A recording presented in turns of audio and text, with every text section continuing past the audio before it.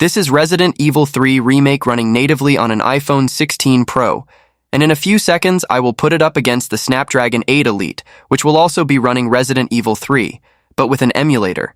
Using an emulator will most likely make the Snapdragon 8 Elite perform much worse compared to the iPhone 16 Pro that has a direct port version, because the 8 Elite has to deal with a lot of translation layers to be able to run the game.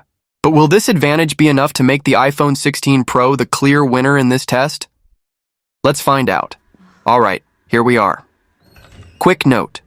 Kindly note that the Snapdragon 8 Elite gameplay is at your left while the iPhone is at your right. With that out of the way, let's get into it. Immediately, we can see the Snapdragon 8 Elite is surprisingly getting us much more FPS than the iPhone 16 Pro, which is quite ridiculous because the 8 Elite is running the full PC version with no optimization whatsoever. If you look at the FPS meter, you will see the 8 Elite is averaging between 45 to 55 FPS, while the iPhone is roughly between 35 to 45 FPS, which is a really huge gap in performance. The Snapdragon 8 Elite can even get up to 60 FPS in some scenarios while running on an emulator, and that's absolutely groundbreaking.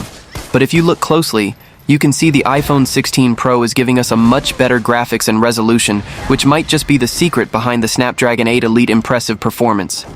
If we somehow put both of them at the same graphics, we might just be seeing the same level of performance, which will still put the 8 Elite ahead, because the emulator is already eating up a lot of resources. So if this was a direct port, the Snapdragon 8 Elite will surely outperform the iPhone 16 Pro in all things being equal. Now, if you want to learn about how to play this on your Snapdragon 8 Elite, just click on the video above to learn how to set up the win later.